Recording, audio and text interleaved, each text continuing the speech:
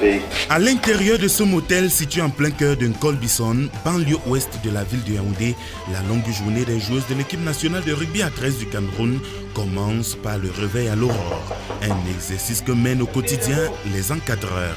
Bonjour, bonjour. Bonjour. On dort encore. Alex, ça va? Daina, lève-toi, lève-toi. Le matin. Entre le réveil et le départ pour le terrain d'entraînement, les lionnes indomptables de la balle ovale se livrent à une multitude de tâches. La cuisine, le ménage et même la lessive se font de manière programmée et à tour de rôle. Le matin, quand on se réveille, on a d'abord une séance de prière. Dès compris, après, chacun se dirige pour faire son ménage, puis on attend le petit déjeuner. Tous, on se rassemble au salon pour dispatcher les tâches. Ceux qui vont laver les chambres, les escaliers, on fait le ménage dans tout l'hôtel. Après, ceux de la cuisine, particulièrement moi, je fais le petit déjeuner le matin pour tout le monde.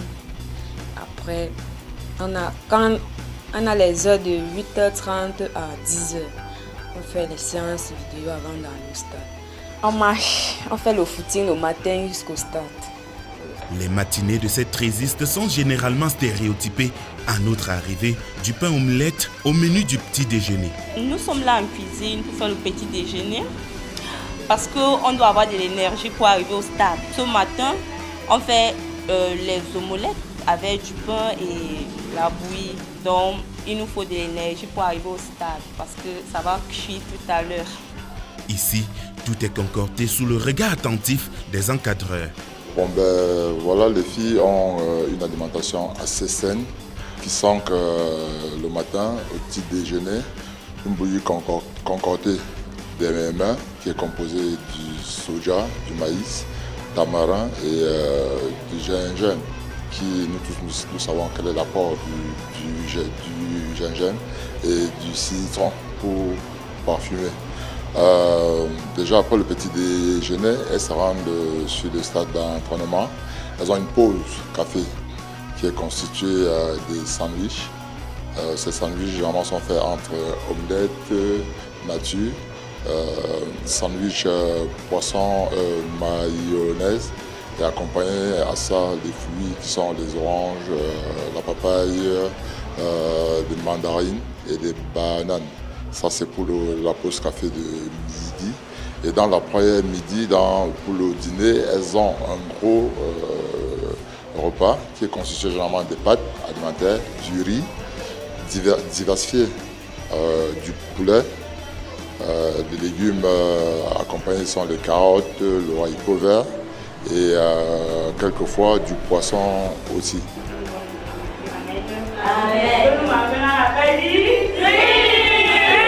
Assises presque tout à même le sol dans ce salon du motel, les joueuses de l'équipe nationale prennent le petit déjeuner, un moment saupoudré d'une ambiance distillée par les animatrices du groupe.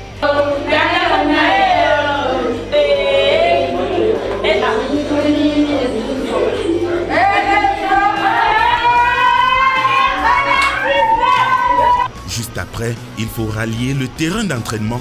Plus de 3 km à parcourir à pied jusqu'au campus de l'Université catholique d'Afrique centrale en Colbison.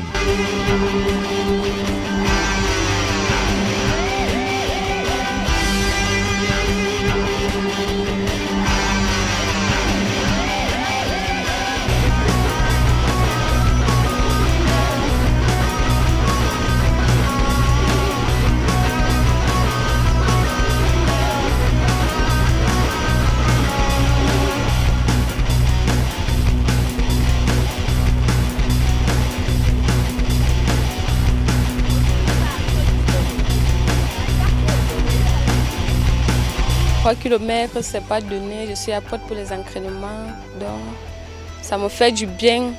Quand j'arrive au stade, je suis prête à commencer les exercices, c'est les exercices que nos coachs vont nous donner, donc ça me permet d'être en forme.